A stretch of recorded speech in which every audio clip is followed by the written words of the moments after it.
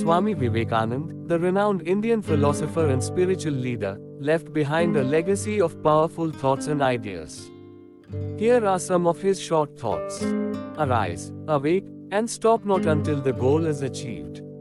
You cannot believe in God until you believe in yourself. The greatest sin is to think yourself weak. Truth can be stated in 1,000 different ways, yet each one can be true. All the powers in the universe are already ours. It is we who have put our hands before our eyes and cried that it is dark. In a conflict between the heart and the brain, follow your heart. The greatest religion is to be true to your own nature. Have faith in yourselves. Take risks in your life. If you win, you can lead, and if you lose, you can guide. Stand up, be bold, be strong.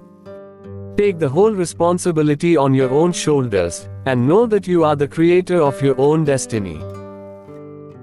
The moment I have realized God sitting in the temple of every human body, the moment I stand in reverence before every human being and see Vivekananda's thoughts continue to inspire and guide people around the world, emphasizing the importance of self-confidence, self-realization, and the pursuit of truth and spirituality.